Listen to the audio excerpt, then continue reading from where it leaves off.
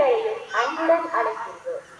ஒசன்னா என்று ஓலமிடும் இதே கூட்டம் சிலுவையில் அறையும் என்று கூக்குரலிடும் என்று தெரிந்ததும் கழுதையின் மேல் கம்பீரமாக ஏறி எருசலேம் நோக்கி தன் பவனியை தொடர்கிறார் இயேசு.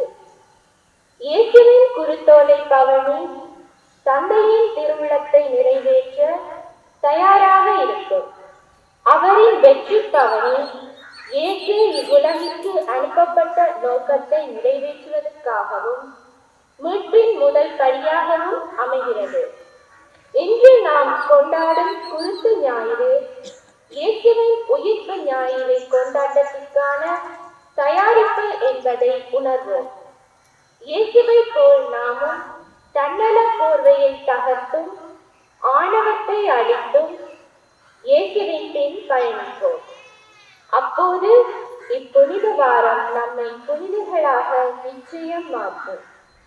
இன்றைய வழிபாடு குருத்தோலை பவனி, திருப்பலி என இரு பெரும் பகுதிகளை கொண்டது. வாருங்கள் குருத்தோலை ஏந்தியவர்களாக இயேசுவின் வெற்றி பவனியில் பங்கேற்போம்.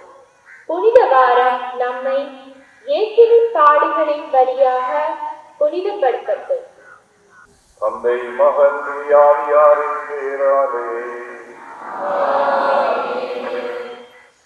அன்புமிக்க சகோதர சகோதரிகளே, தவக்கால தொடக்கத்திலிருந்தே தவ முயற்சிகளாலும் பிறர் அன்பு பணிகளாலும் நம் நிலையங்களை தயாரிக்க வேண்டும் என்று நாம் ஒன்று கூறியுள்ளோம். இதனால் நம் ஆண்டவருடைய பாஸ்கா மறை நிகழ்வை, அதாவது ஆண்டவருடைய திருப்பாடுகளை மீட்பையும் உலகளாவிய திருவையோடு சேர்ந்து அறிவிக்கின்றோம். இப்பாஸ்கா மறை நிகழ்வை நிறைவேற்றவே அவர் தம் நகரான ஜெருசலேமுக்குள் நுழைந்தார். எனவே மீட்பு அளிக்கும் இந்த நுழைவை நாம் முழு நம்பிக்கையுடனும் இறைபயனுடனும் நினைவில் கொண்டு ஆண்டவரை பின் செல்வோம். அவருடைய அருளினால் சிலுவையின் பங்கேற்பாளர்களாக மாறி அவருடைய உயிர்ப்பிலும் வாழ்விலும் நாம் பங்கு வருவோமாக. கொண்டாடுவோமாக.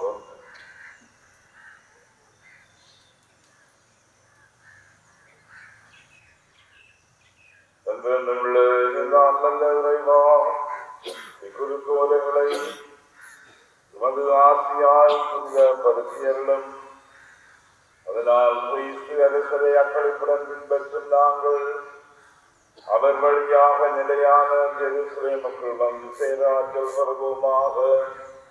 என்றென்றும் வாழ்ந்து ஆட்சி செய்கின்ற எங்கள் ஆண்டவரும் உம் சிறப்பாகியவே இயேசு கிறிஸ்து வழியாக உம்மை மன்றாடுகின்றோம்.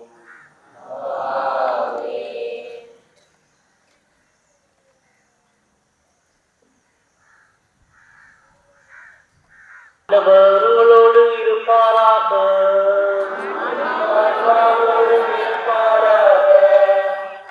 லூக்கா எழுதிய நற்செய்தியில் இருந்து வாசகம்.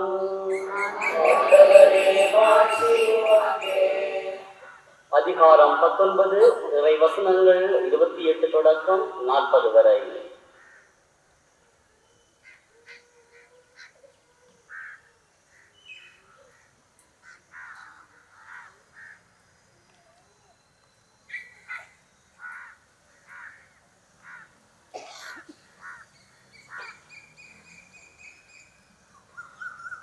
அக்காலத்தில் இயேசு முன்பாகவே எருசலேமுக்கு புறப்பட்டு சென்றார்.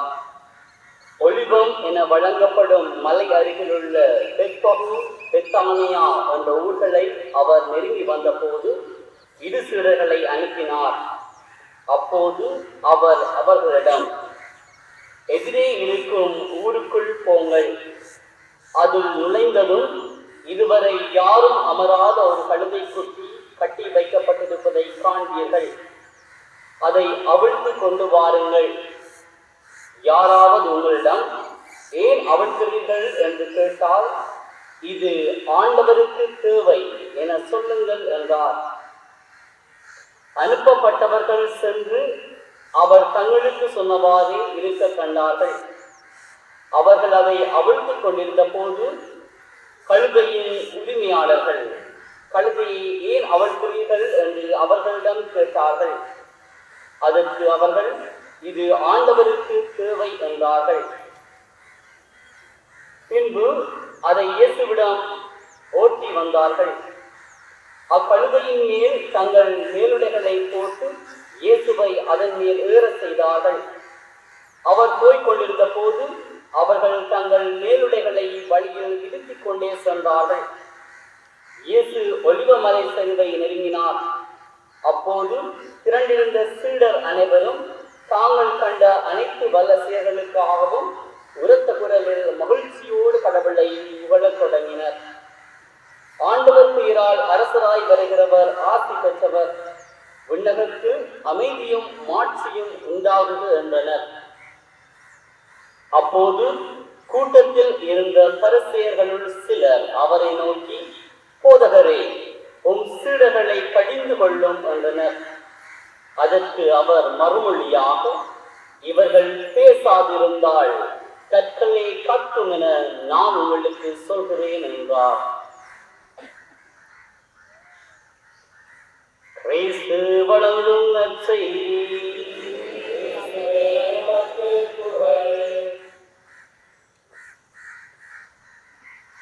அன்புமிக்க சகோதர சகோதரிகளே, இயேசுவை புகழ்ந்து ஆர்ப்பரித்த மக்கள் திரளை போன்று நாமும் அமைதியுடன் புறப்படுவோம்.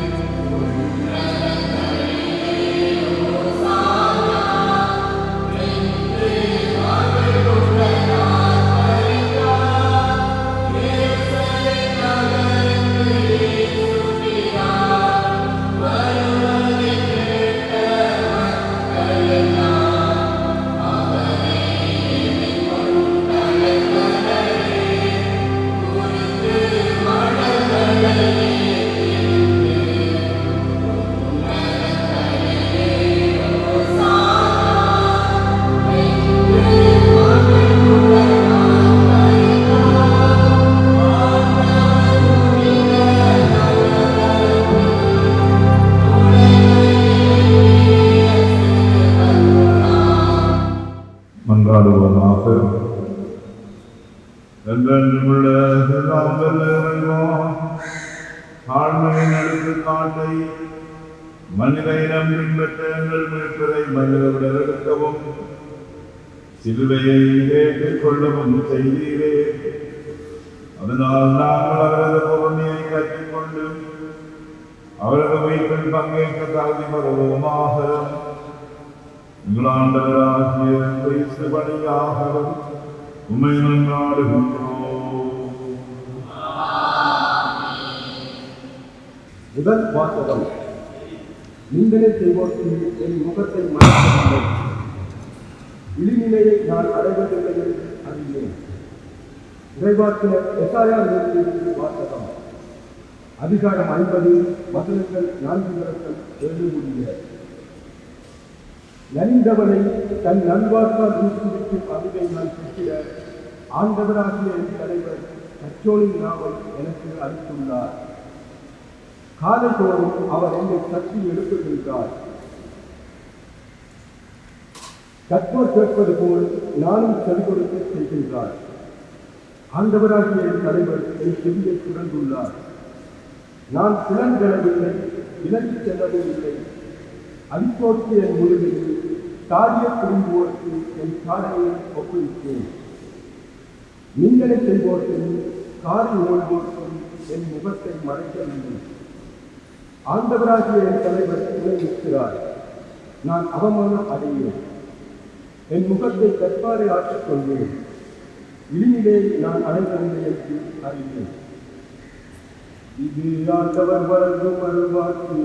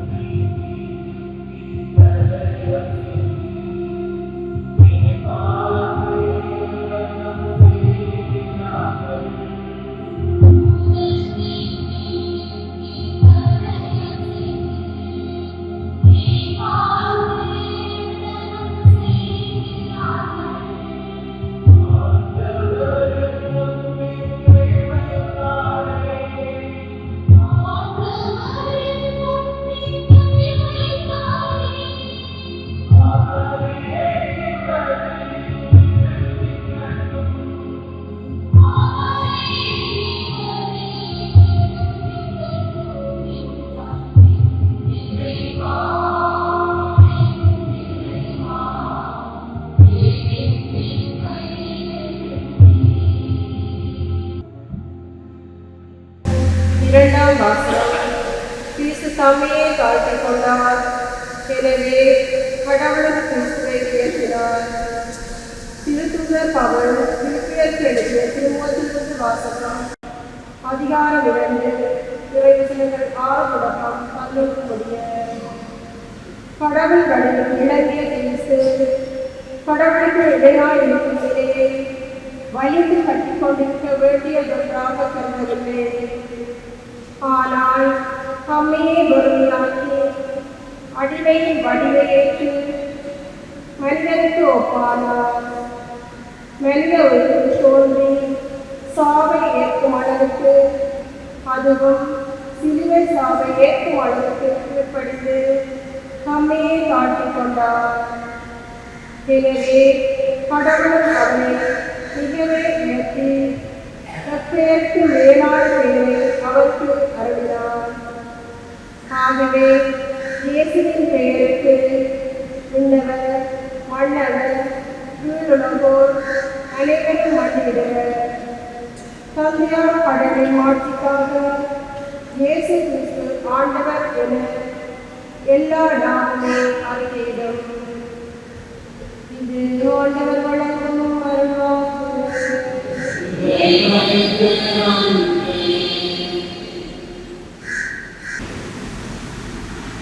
சாவை ஏற்றும் அளவுக்கு, அதுவும் சிலுவை சாவையை ஏற்றும் அளவுக்கு கீழ்ப்படிந்து நம்மை காட்டிக் கொண்டார். எனவே கடவுளும் அவரை மிகவே உயர்த்தி எப்பெயருக்கும் மேலான பெயரை அவருக்கு அருளினார். லூக்கா எழுதியபடி நம் ஆண்டவராகிய இயேசு கிறிஸ்துவின் திருப்பாடல். திருத்தூதரோடு பந்தியிடம் வந்தார்.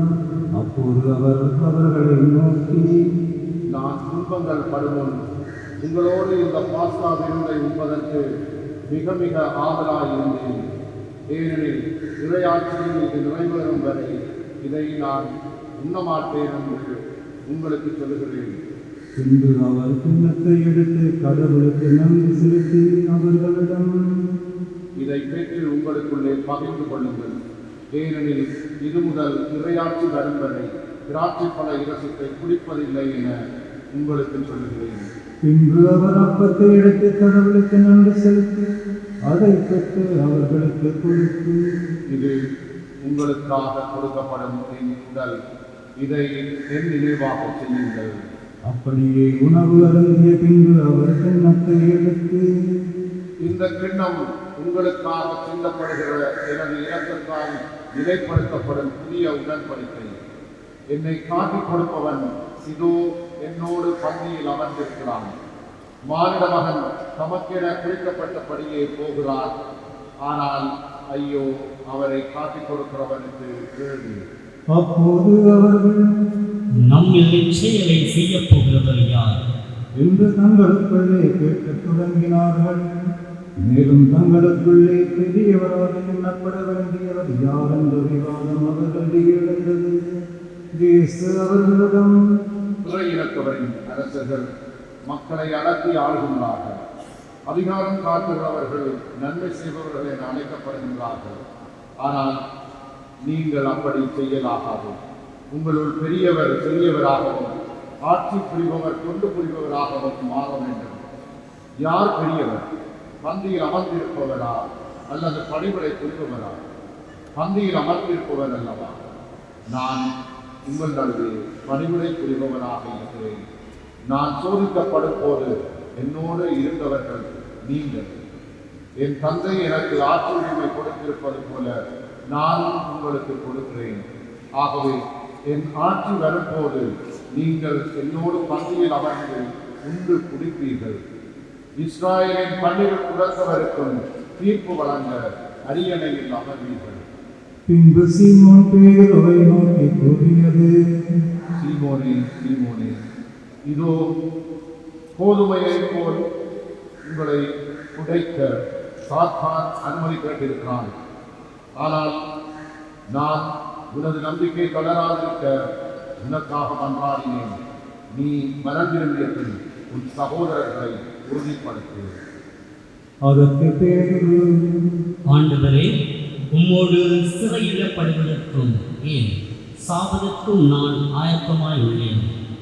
இயேசு அவரிடம், பேதுருவே, இன்று இரவு என்னை தெரியாது என மும்முறை நீ மறுதளிக்கும் முன் சேவல் கூப்பாடு என உனக்கு சொல்லுகிறேன். பின்பு இயேசு சீடர்களிடம், நான் உங்களை பணப்பையோ வேறு பையோ மிதியடியோ எதுவும் இல்லாமல் உங்களுக்கு ஏதாவது குறை இருந்ததா என்று கேட்டார். அவர்கள், ஒரு குறையும் இருந்ததில்லை. இயேசு அவர்களிடம், ஆனால் இப்பொழுது பணப்பை உடையவர் அதை எடுத்துக் கொள்ளட்டும், வேறு பை உடையவரும் அவ்வாறை செய்யட்டும். வாழ் இல்லாதவர் தம் மேலுடைய ஈற்று வாழ் வாங்கிக் கொள்ளட்டும்.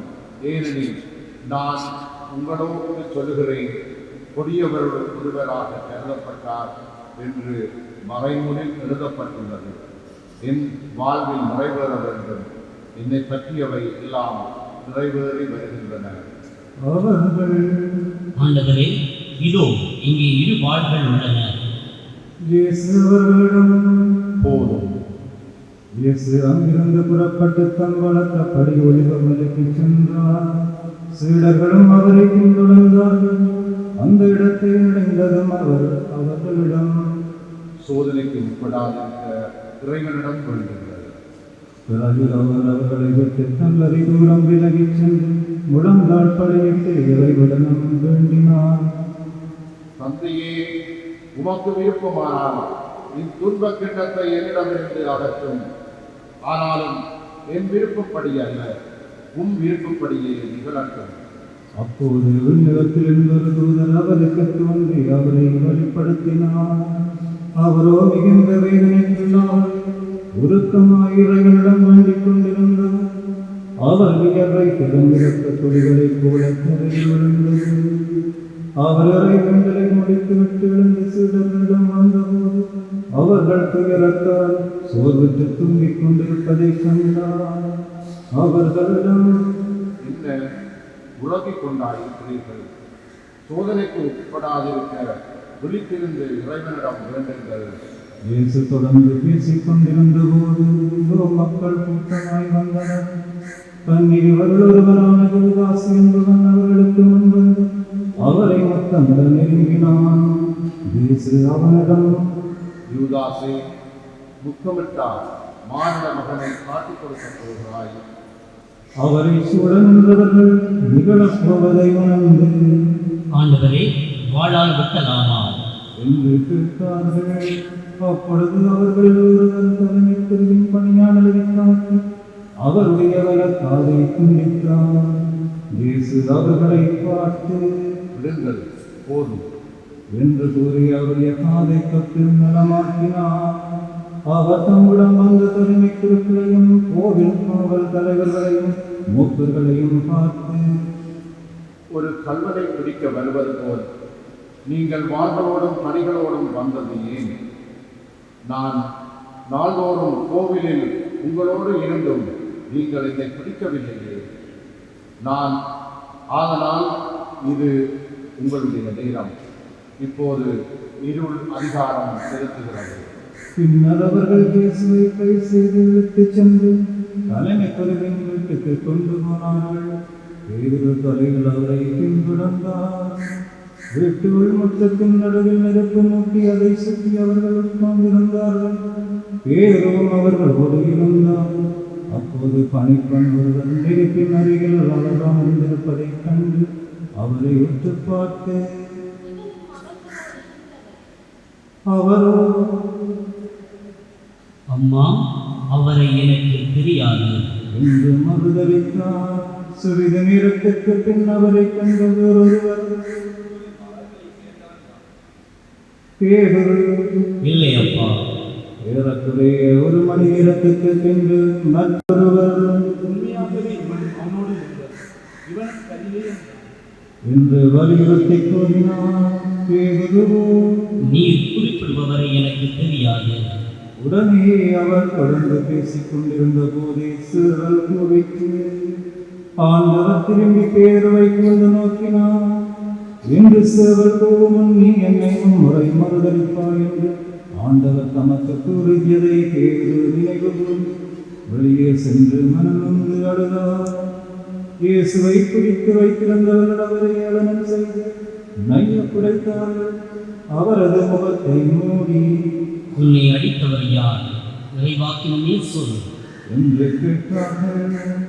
என்று பலவாறு அவரை பழித்துரைத்தார்கள். பொழுது விடிந்ததும் மக்களின் மூப்பர்களும் தலைமை குருக்களும் மறைநூல் அறிஞர்களும் கூடி வந்தார்கள். இயேசுவை இழுத்துச் சென்று தங்கள் மூப்பர் சங்கத்தின் முன்னிறுத்தினார்கள். அவர்கள், நீ மெசியா தானா? எங்களிடம் சொல். அவர் அவர்களிடம், நான் உங்களிடம் சொன்னால் நீங்கள் நம்ப மாட்டீர்கள். நான் உங்களிடம் கேட்டாலும் பதில் சொல்ல மாட்டீர்கள். இது முதல் மானிட மகன் வல்லவராம் கடவுளின் வலப்புறத்தில் வீற்றிருப்பார். அதற்கு அவர்கள் அனைவரும், அப்படியானால் நீ இறைமகனா என்று கேட்டனர். அவரோ, நான் இறைமகன் என நீங்களே சொல்லுகிறீர்கள் என்று அவர்களுக்கு சொன்னார். அதற்கு அவர்கள், இன்னும் நமக்கு சான்றுகள் தேவையா? இவன் வாயிலிருந்து நாமே கேட்டோமே. திரண்டிருந்த மக்கள் அனைவரும் எழுந்து இயேசுவை பிலாத்தின் முன் கொண்டு சென்று பிலாத்துவிடம், இவன் நம் மக்கள் சீரழிய காரணமாக இருக்கிறான். சீசருக்கு கப்பம் கட்டக்கூடாது என்கிறான். தானே மெசியாவாகிய அரசன் என்று சொல்லிக் கொள்கிறான். இவற்றையெல்லாம் நாங்களே கேட்டோம் என்று அவர்கள் இயேசுவின் மேல் குற்றம் சுமத்தத் தொடங்கினார்கள். பிலாத்து அவரை நோக்கி, நீ யூதரின் அரசனா என்று கேட்டார்கள். அவ்வாறு நீ சொல்லுகிறீர் என்று பதில் கூறினார். பிலாத்து தலைமை குருக்களையும் மக்கள் கூட்டத்தையும் பார்த்து, இவரிடம் நான் குற்றம் ஒன்றும் காணவில்லை. ஆனால் அவர்கள், இவன் கலிலேயா தொடங்கி யூதேயா வரை இவ்விடம் முழுவதிலும் மக்களுக்கு கற்பித்து அவர்களை தூண்டிவிடுகிறான் என்று வலியுறுத்தி கூறினார்கள். இதை கேட்ட பிலாத்து, இவன் கலிலேயனா என்று கேட்டான். அவர் ஏரோதுவின் அதிகாரத்துக்கு உட்பட்டவர் என்று அவர் அறிந்து, அப்போது எருசலேமில் வந்த ஏரோதிடம் அவரை அனுப்பினார். இயேசுவை கண்ட ஏரோது மட்டற்ற மகிழ்ச்சி அடைந்தான். ஏனெனில் அவரை குறித்து கேள்விப்பட்டு அவரை காண நெடுங்காலமாய் விருப்பமாயிருந்தான். அவர் அறமடையாளம் ஏதாவது செய்வதை காணலாம் என்று நெடுங்காலமாய் எதிர்பார்த்திருந்தான். அவன் அவரிடம் பல கேள்விகள் கேட்டான். ஆனால் அவர் அவனுக்கு பதில் எதுவும் கூறவில்லை. அங்கு நின்ற தலைமை குருக்களும் மறைநூல் அறிஞர்களும் அவர் மேல் மீதியான குற்றம் சுமத்திக் கொண்டிருந்தார்கள். ஏரோது தன் படை வீரரோடு அவரை கண்டியனம் செய்து பளபளப்பான ஆடை அவர் கொடுத்து அவரை பிலாத்திடம் திருப்பி அனுப்பினார். அதுவரை ஒருவருக்கொருவர் பகைவராயிருந்த ஏரோதும் பிலாத்தும் அன்று நண்பர்களாயினர். பிலாத்து தலைமை குருக்களையும் ஆட்சியாளர்களையும் மக்களையும் ஒன்றாக வரவழைத்தார். அவர்களை நோக்கி, மக்கள் சீரழிய காரணமாயிருக்கிறான் என்று இவனை என்னிடம் கொண்டு வந்தீர்களே. இதோ நான் உங்கள் முன்னிலையில் விசாரித்தும் நீங்கள் சுமத்துகிற எந்த குற்றத்தையும் என்னிடம் காணவில்லை. ஏரோதும் குற்றம் எதுவும் காணவில்லை. ஆகவே அவர் இவனை நம்மிடம் திருப்பி அனுப்பியுள்ளார். மரண தண்டனைக்குரிய யாதொன்றையும் இவன் செய்யவில்லை என்பது தெளிவு. எனவே இவனை கண்டித்து விடுதலை செய்வேன். விழாவின் போது அவர்களுக்கு ஒரு கைதியை விடுவிக்க வேண்டிய கட்டாயம் அவனுக்கு இருந்தது. திரண்டிருந்த மக்கள் அனைவரும் என்று கத்தினர். பரவா நகரில் நடந்த ஒரு கலகத்தில் ஈடுபட்டு கொலை செய்வதற்காக சபையிடப்பட்டவன் பிலாத்து இயேசுவை விடுதலை செய்ய விரும்பி மீண்டும் அவர்களை கூப்பிட்டு பேசினான். ஆனால் அவர்கள் என்று கத்தினார்கள். மூன்றாம் முறையாக அவன் அவர்களை நோக்கி, இவன் செய்த குற்றம் என்ன? மரண தண்டனைக்குரிய குற்றம் ஒன்றும் இவனிடம் நான் காணவில்லை. எனவே இவனை கண்டித்து விடுதலை செய்வேன். அவர்கள் அவரை சிலுவையில் அறைய வேண்டும் என்று உரத்த குரலில் வற்புறுத்தி கேட்டார்கள்.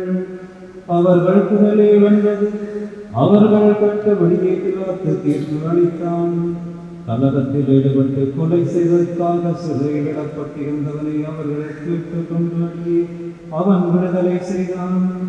இயேசுவை அவர்கள் விருப்பப்படி செய்ய விட்டுவிட்டான். அவர்கள் இயேசுவை இழுத்துச் சென்று கொண்டிருந்த போது சீரோன் ஊரை சேர்ந்த சீமோன் என்பவர் வயல்வெளியிலிருந்து வந்து கொண்டிருந்தார். அவர்கள் அவரை பிடித்து அவர்கள் இயேசுவின் சிலுவையை வைத்து அவருக்கு பின் அதை சுமந்து கொண்டு போக செய்தார்கள். பெருந்திரனான மக்களும் அவருக்காக மாரடித்து புலம்பி ஒப்பாரி வைத்து பெண்களும் அவர்கள் பின்னே சென்றார்கள். இயேசு அப்பெண்கள் பக்கம் திரும்பி, எருசலேம் மகளிரே, நீங்கள் எனக்காக அழ வேண்டாம், மாறாக உங்களுக்காகவும் உங்கள் மக்களுக்காகவும் அழுங்கள். ஏனெனில் இதோ ஒரு காலம் வரும், அப்போது மலடிகள் பேறு பெற்றோர் என்றும் பிள்ளைகள் பெறாதவரும் பால் கொடாதவரும் பேறு பெற்றோர் என்றும் சொல்வார்கள். அப்போது அவர்கள் மலைகளை பார்த்து எங்கள் மேல் விழுங்கள் எனவும் குன்றுகளை பார்த்து எங்களை மூடிக்கொள்ளுங்கள் எனவும் சொல்லுவார்கள். பச்சை மரத்துக்கு இவ்வாறு செய்கிறார்கள் என்றால் பட்ட மரத்துக்கு என்னதான் செய்ய மாட்டார்கள். வேறு 2 குற்றவாளிகளையும் மரண தண்டனைக்காக அவரோடு கொண்டு சென்றார்கள். மண்டையோடு எனப்படும் இடத்திற்கு வந்ததும் அங்கே அவரையும் வலப்புறம் ஒருவனும் இடப்புறம் ஒருவனுமாக அக்குற்றவாளிகளையும் அவர்கள் சிலுவைகளில் அறைந்தார்கள். அப்போது இயேசு, தந்தையே, இவர்களை மன்னியும், ஏனெனில் தாங்கள் செய்வது என்னவென்று இவர்களுக்கு தெரியவில்லை என்று சொன்னார். அவர்கள் அவருடைய ஆடைகளை குழுக்கள் முறையில் பங்கிட்டுக் கொண்டார்கள். மக்கள் இவற்றை பார்த்து கொண்டு நின்றார்கள். ஆட்சியாளர்கள், பிறரை விடுவித்தான், இவன் கடவுளின் மெசியாவாகவும் தேர்ந்தெடுக்கப்பட்டவனுமானால் தன்னையே விடுவித்துக் கொள்ளட்டும் என்று கேலி செய்தார்கள். படை வீரர் அவரிடம் வந்து குளித்த திராட்சை ரசத்தை கொடுத்து, நீ யூதர்களின் அரசனானால் உன்னை காப்பாற்றிக் கொள் என்று எள்ளி நகையாடினர். இவன் யூதரின் அரசன் என்று அவரது சிலுவையின் மேல் எழுதி வைக்கப்பட்டிருந்தது. சிலுவையில் தொங்கிக் கொண்டிருந்த கிறிஸ்தவர்கள் குற்றவாளிகள் ஒருவன், நீ மெசியா தானே, உன்னையும் எங்களையும் காப்பாற்று என்று அவரை பழித்துரைத்தான். ஆனால் மற்றவன் அவனை அறிந்து கொண்டு, கடவுளுக்கு நீ அஞ்சுவதில்லையா? நீயும் அதே தீர்ப்புக்குத்தானே உள்ளாகியிருக்கிறாய். நாம் கண்டிக்கப்படுவது முறையே, நம் செயல்களுக்கு ஏற்ற தண்டனையை நாம் பெறுகிறோம். இவர் ஒரு குற்றமும் செய்யவில்லையே என்று பதிலுரைத்தான். பின்பு அவன், இயேசுவே, நீர் ஆட்சி உரிமை பெற்று வரும்போது என்னை நினைவில் கொள்ளும்.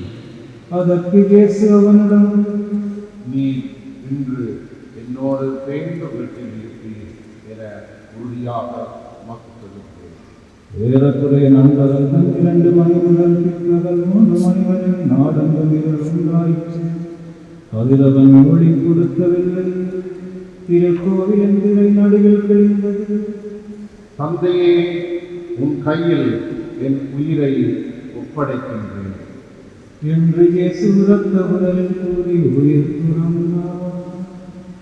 புலந்தார்கள்.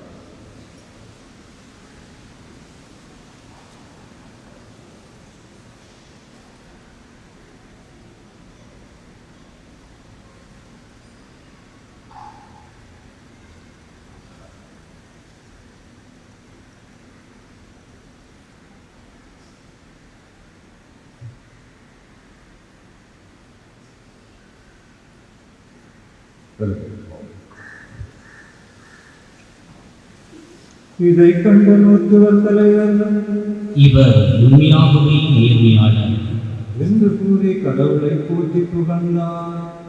இக்காட்சியை காண கூடி வந்திருந்த மக்கள் அனைவரும் நிகழ்ந்தவற்றைக் கண்டு மார்பில் அடித்துக் கொண்டு திரும்பிச் சென்றனர்.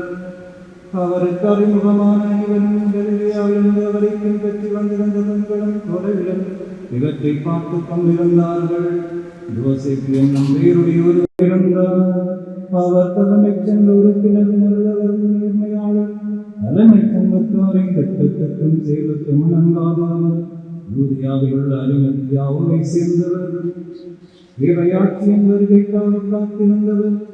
அவர் பிலாத்துவிடம் போய் இயேசுவின் உடலை கேட்டார். அவர் அவரது உடலை இறக்கி மெல்லிய துணியால் சுற்றி பாறையில் உடைந்திருந்த கல்லறையில் வைத்தார். அதற்கு முன்பு யாரையும் அதில் அடக்கம் செய்வதில்லை. அன்று 1000 நாள் ஓய்வு நாளின் தொடக்கம். வேட்டையாளர்கள் அவரோடு வந்திருந்த பெண்கள் பின்தொடர்ந்து சென்று கல்லறையை கண்டார்கள். அவருடைய உடலை வைத்த விதத்தை பார்த்துவிட்டு திரும்பி போய் நறுமணப் பொருள்களையும் நறுமண தைலத்தையும் ஆயத்தம் செய்தார்கள். கட்டளைப்படி அவர்கள் ஓய்வு நாளில் ஓய்வு இருந்தார்கள்.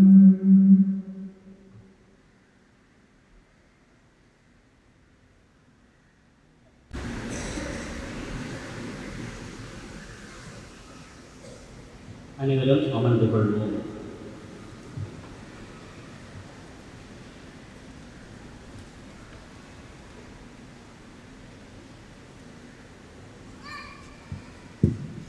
கிறிஸ்து இயேசுவுக்குள் பிரியமான சகோதரங்களே, 2010ஆம் ஆண்டு வெளிவந்த சஞ்சிகையிலே ஒரு சுவாரஸ்யமான ஒரு தகவல் ஒன்று வந்தது. 99 வயது நிறைந்த பாட்டியொருவர் தன்னுடைய வாழ்வில் ஏற்பட்ட ஒரு முக்கியமான அனுபவத்தை பகிர்ந்து கொள்கின்றார். 2வது உலகப்போர் நடைபெற்றுக் கொண்டிருந்த வேளையிலே ஜெர்மனியை ஆட்சி செய்தவர் ஹிட்லர். இவருடைய ஆட்சி காலத்திலே இவர் பல பணியாளர்களை வைத்திருந்தார். குறிப்பாக தனக்கு உணவு பரிமாறுவதற்காக, அந்த வகையிலே உணவை பரிசோதிப்பதற்காக 27 பேர் கொண்ட ஒரு குழுவை அவர் நியமித்திருந்தார். அந்த குழுவினுடைய பணி என்னவென்று சொன்னால், அவருடைய உணவை பரிசோதித்து அந்த உணவிலே நன்கு இருக்கின்றதா என்பதை உணர்ந்து கொள்வது.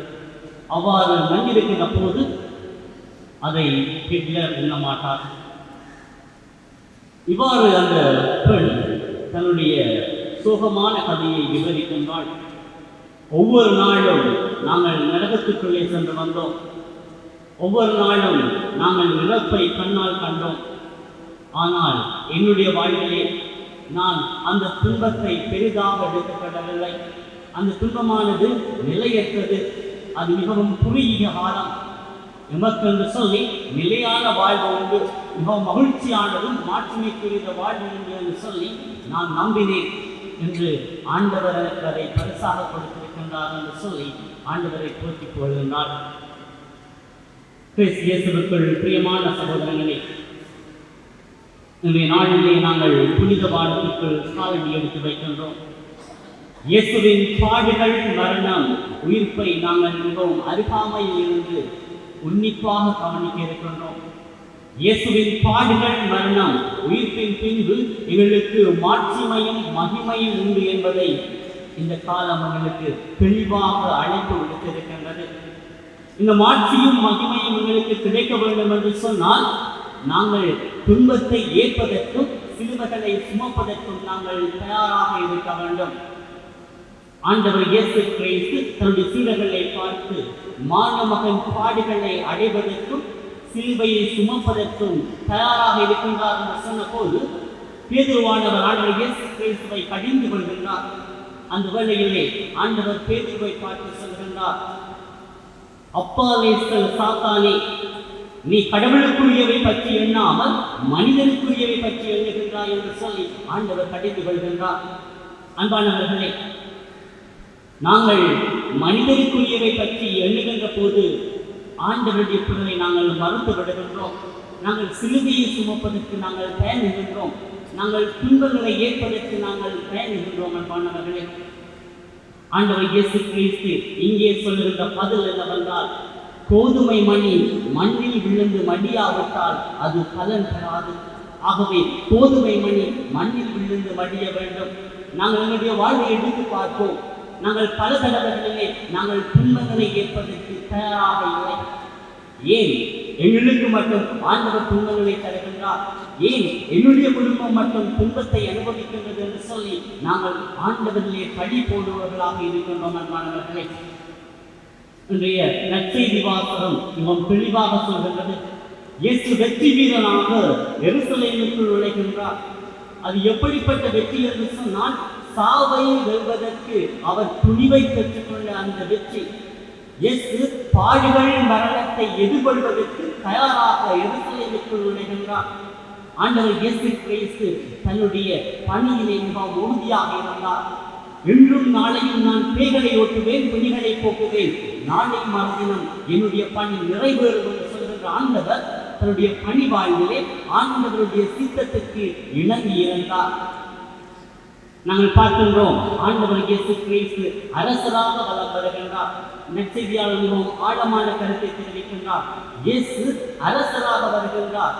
இங்கே அரசர் எவ்வாறு அடிமையாக மாற முடியும்? ஆனால் ஆண்டவர் இயேசு கிறிஸ்து மாறினார். ஆண்டவர் இயேசு கிறிஸ்து மற்ற அரசர்களை விட வேறுபட்ட ஒரு அரசராக காட்டப்படுகின்றார். ஒரு அரசர் தன்னுடைய மந்தைகளுக்காக உயிரை கொடுக்கின்றார். ஒரு அரசர் தன்னுடைய மந்தைகளுக்காக அடிமையாக மாறுகின்றார். ஒரு அரசர் மந்தைகளுக்காக தன்னுடைய நிலையை வலிந்து பற்றி கொண்டிருக்கவில்லை. அதைத்தான் நாங்கள் 2ஆம் வாசகத்திலே பார்த்தோம். பவுல் சொல்லுகின்றார், அவர் தன்னுடைய நிலையை வலிந்து பற்றி கொண்டிருக்கவில்லை. தந்தையோடு ஒரே பொருளாக இருந்த ஆண்டவர் இயேசு கிறிஸ்து எமக்காக தன் நிலையை துறந்து அடிமையாக வருகின்றார். ஏன்? எதற்காக என்று சொன்னால் அன்பு. அவர் அடக்கி ஆளுகின்ற அரசர் அல்ல அன்பானவர்களே, மாறாக அன்பு செய்கின்ற அரசர். ஒரு புறத்திலே ஆண்டவரை அரசனாக காட்டுகின்ற நற்செய்தியாளர், மறுபுறத்திலே ஆண்டவர் இயேசு புறக்கணிக்கப்படுகின்றார். பரிசேயர்கள் சதுசேயர்கள் ஆண்டவர் இயேசுவை புறக்கணிக்கின்றார்கள். ஏனென்று சொன்னால் ஆண்டவர் இயேசு கிறிஸ்துவுடைய படிப்பினை இவர்களுக்கு சவாலாக மாறுகின்றது. பகைவரை அன்பு செய்யுங்கள், உங்களை வெறுப்பொருக்காக இறைவனிடம் மன்றாடுங்கள் என்று சொல்லுகின்றார். இது முற்றுமுழுதாக இவர்களுடைய வாழ்வுக்கு சவாலாக மாறுகின்றது. ஆகவே இயேசுவை அவர்கள் புறக்கணிக்கின்றார்கள்.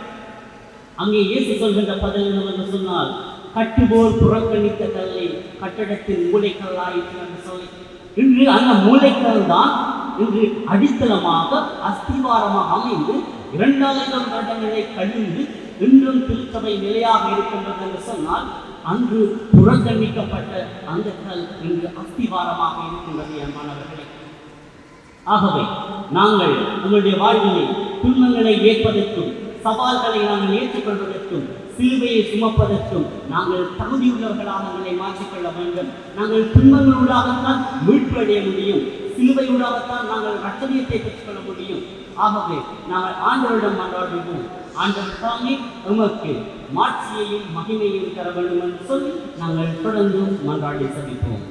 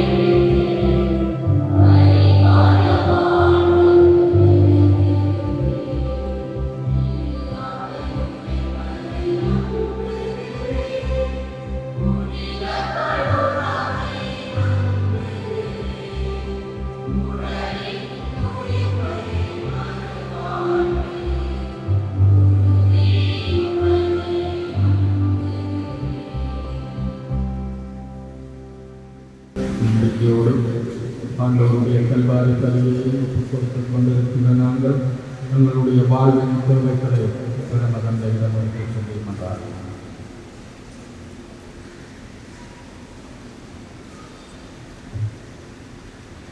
அவைக்காக மன்றாடுவோம். உன் வார்த்தையை உலகெங்கும் அறிவிக்கும் பணியில் தங்களையே அர்ப்பணித்துள்ள நற்செய்தி பணியாளர்களை ஆசீர்வதியும். அவர்களின் பணிகளிலே எவ்வித இடர்களும் ஏற்படாதவாறு காத்து வல்லமையோடு உன் வார்த்தையை அறிவித்திட தூய ஆணையின் கனிகளை நிறைவாக பொழிந்து உண்மை கடவுளாகிய உமக்கு உகந்தவர்களாக வாழ்ந்துட வரவல்ல வேண்டும் என்று இறைவா உம்மை மன்றாடுகின்றோம். நாங்கள் திரு அவைக்காக மன்றாடுவோம். இன்றைய திருத்தோலின் பகுதியில் பங்கெடுத்து திருவழிபாட்டின் வழியாக ஆசிரை பெற இங்கு கூடியிருக்கும் எங்களையும் எங்கள் பங்கு சமூகத்தையும் இயேசுவின் கீழ்ப்படிதல் தாழ்ச்சி என்ற உயரிய நற்குணங்களால் நிரப்பி இயேசுவின் மனநிலையை அர்த்தமுள்ள கிறிஸ்தவ வாழ்வு வாழ வேண்டும் என்று இறைவா உம்மை மன்றாடுகின்றோம்.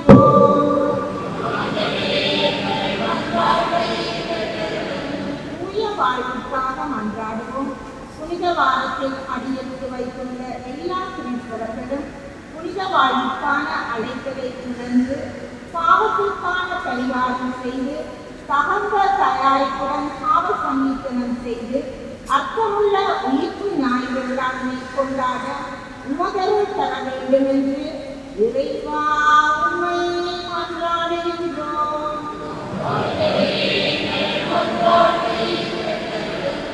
ஒருவருக்காக மன்றாடுவோம்.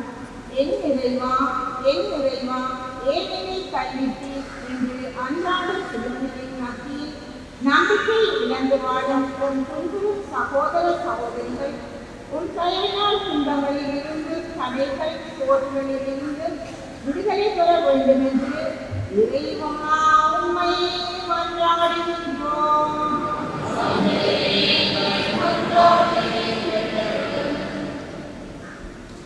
நம்மளுடைய சொந்த தேவைகளுக்காக அமைதியாக மன்றாடிக் கொள்வோம்.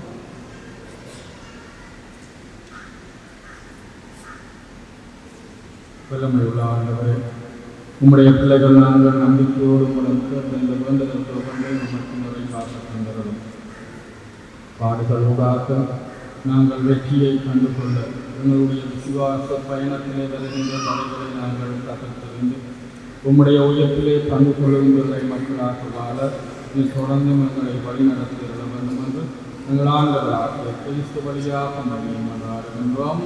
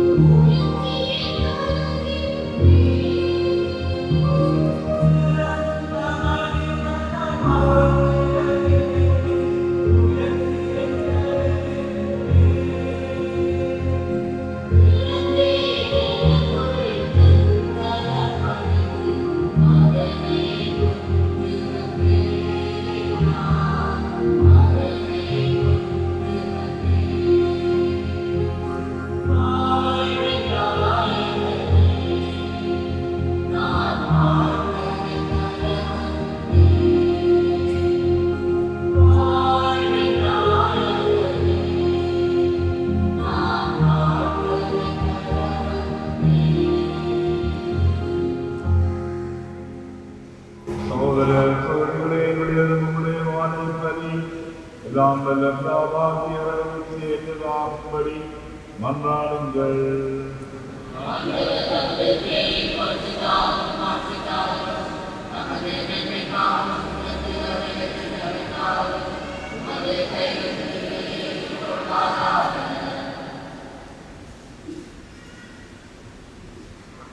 ஆண்டவரே, உம்முடைய திருமகளின் பாடுகளாலும் நீர் மீது கொண்டுள்ள இரக்கம் நெருங்கி வருவதாக. எங்கள் செயலால் தவிர்த்தவர்களாயினும் இந்த ஒரே வழியினால் பதிரக்கத்தை முன்கூட்டியே நாங்கள் கண்டனர்வோமாக. எங்கள் ஆண்டவராகிய கிறிஸ்து வழியாக மன்றாடுகின்றோம். ஆண்டவர் உங்களோடு இருப்பாராக. எங்களை நேரே எழுப்புங்கள். நம் இறைவனாகிய ஆண்டவருக்கு நன்றி கூறுவோம். ஆண்டவரே, துணிவனான நன்றியே, எங்களுடைய எல்லாம் வல்ல இறைவா, எந்நாளும் நாங்கள் நமக்கு நன்றி செலுத்துவது மெய்யாகவே தகுதியும் நீதியுமாகுங்கள் கடமையும் மீட்புக்குரிய செயலுமாகும். மாசற்ற கைக்கு பாவிகளுக்காக பாடுபடவும் தீயோரை மீட்புக்காக நீதியாக தீர்ப்படவும் திருடமானார். அவரது இவர்கள் பாவங்களை போக்கியது, அவரது உயிர்களுக்கு எங்களை மத்தியை புனிதர்களாக்கியது. ஆகவே நாங்கள் வானதூதர்களோடு சேர்ந்து உம்மை புகழ்ந்து போற்றி அக்களித்து கொண்டாடி ஆற்றலுக்கு சொன்னதாவது.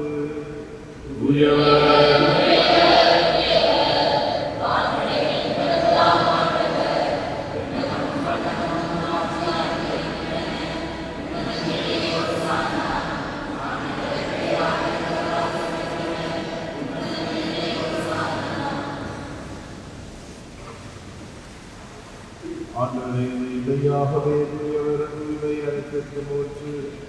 ஆகவே உடைய ஆவியை கொள்கை காணிக்கைகளை உறுதிப்படுத்த வேண்டுகின்றோம். வாழங்கள் ஆண்டவர் இயேசு கிறிஸ்துவின் உடலும் இருக்குமாக எங்களுக்கு இறை மாறுவனமாக.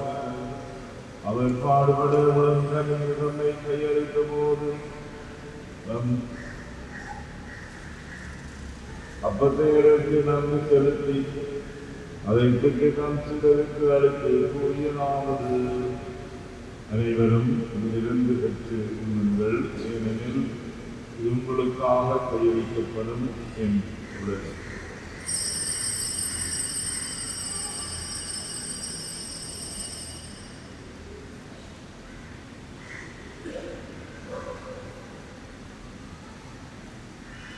அவனமே இரவிலிருந்து எழுதியதை இன்னத்தை மடுத்து மீண்டும் மக்கள் அன்று கூறி நாம் சிறர்களுக்கு அளித்து அவர் கூறியதாவது. அனைவரும் இதிலிருந்து பெற்று தருகின்றல், ஏனெனில் இது புதிய உண்மையான உடன்படிக்கைக்குரிய எண்ணத்தின் சின்னம். இது பாவ மன்னிப்பு என்று உங்களுக்காகவும் பலருக்காகவும் சிந்தப்படும். இதை நினைவாக செய்யுங்கள்.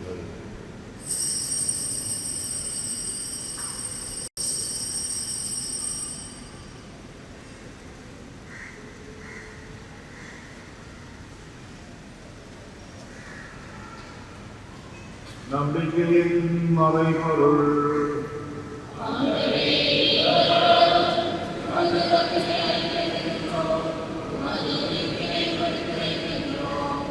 ஆகவே ஆண்டவரே, நாங்கள் நிலத்தினையும் நினைவு கூர்ந்து வாழ்ந்து மத்தையும் மேற்படுத்தும் எண்ணத்தையும் உமக்கு ஒப்புக் கொடுக்கின்றோம்.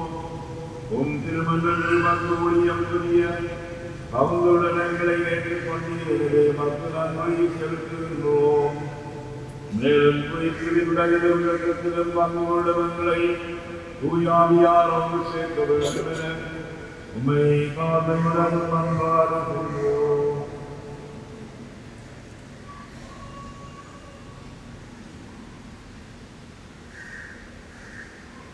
ஆண்டவரே, உலகெங்கும் பரவியிருக்கும் திரு அவையை நினைவு கூர்ந்தவன் எங்கள் திருத்தந்தை பிரான்சிஸ், எங்கள் ஆயர் ஜஸ்டின் பேர்னார்ட் பிரகாசம், எல்லா திருநிலையினர் ஆகிய அனைவரோடும் உமது திரு அவை அன்பில் நிரம்புதலை செய்திருந்தது.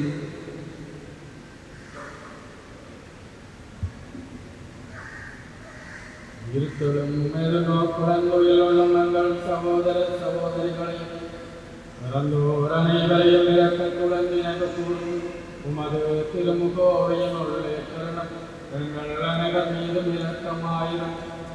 கடவுளின் கன்னித்தாயான புனித மரியா, அவருடைய கணவரான புனித யோசேப், புனித திருத்தூதர்கள், இவ்வுலகிலுமாக்கு வந்தவராயிருந்தோர் புனித யோசபாஸ் மற்றும் புனிதர் அனைவருடன் நாங்கள் நிலைவாழ்வில் பங்கு கொள்ளும் தகுதி பெற்று உம் திருமகன் இயேசு கிறிஸ்து வழியாக உம்மை புகழ்ந்தேத்தும் வரமனட உம்மையே மன்றாடுகின்றோம்.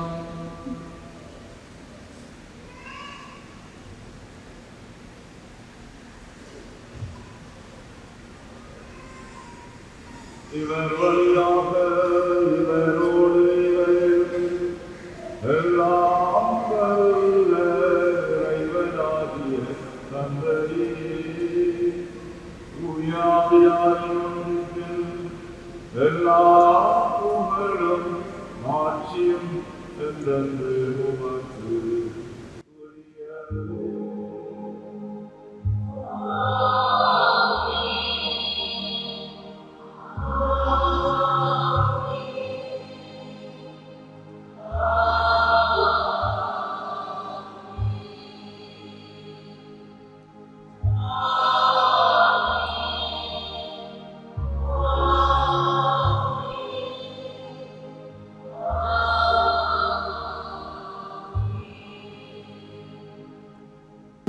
ஆண்டவன் இயேசு கிறிஸ்துவருக்கு கொடுத்த சபத்தை நமது தேவைகளை நினைவுக் கொண்டு கொடுத்தது விடுதலையில் இருக்கிற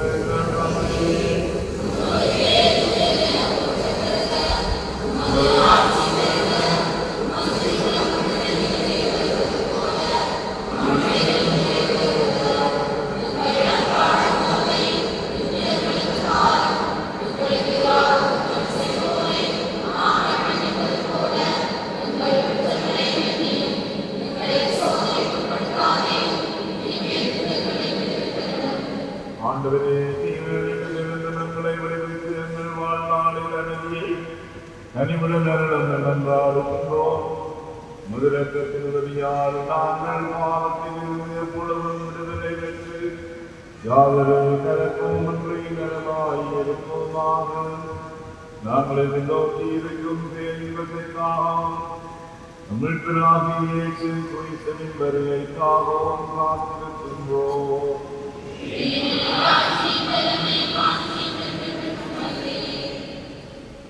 ஆண்டவராகிய இயேசு கிறிஸ்துவே, அமைதியை உங்களுக்கு விட்டு செல்கின்றேன், என் அமைதியை உங்களுக்கு அளிக்கின்றேன் என்று உன் திருத்துவர்களுக்கு முறையீரே. எங்கள் பாவங்களை பாராமல் மது சிறு அவையின் நம்பிக்கையை கண்ணோக்கி மது குலத்துக்கேற்ப அரசு அமைதியையும் ஒற்றுமையும் அளிக்கிறீர்களாக. என்றென்றும் வாழ்ந்து ஆட்சி செய்கின்றவர்களே, ஆண்டவருடைய நகரியங்களோடு என்றும் இருப்பதாக.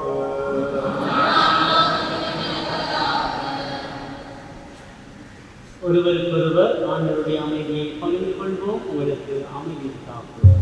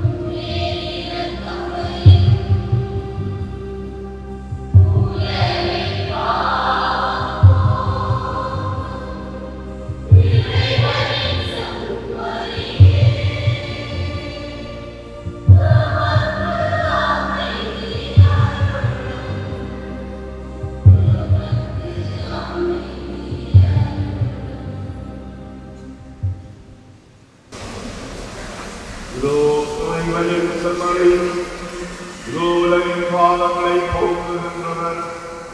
மரியத்திற்கு அழைக்கப்பட்டவர் பெற்றோர்.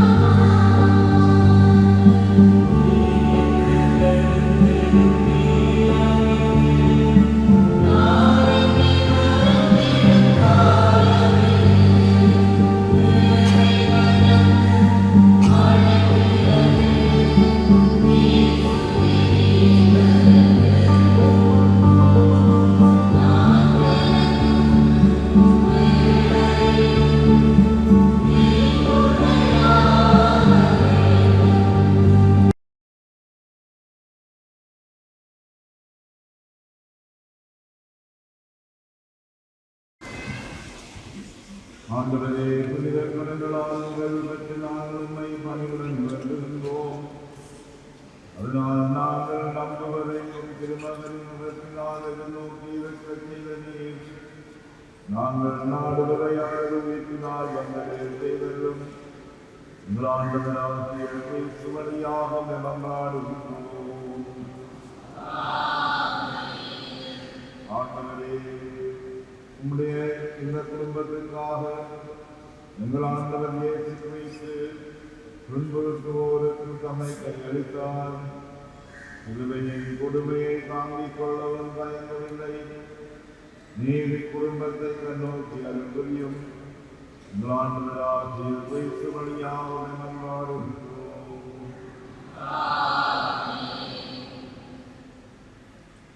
ஆண்டவர் உங்களோடு இருப்பாராக.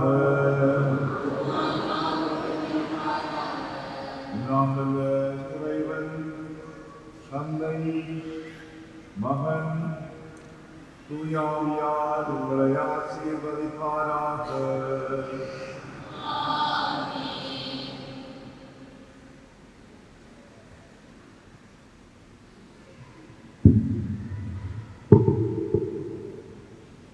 சென்று வாருங்கள், திருப்பலி நிறைவேறிற்று.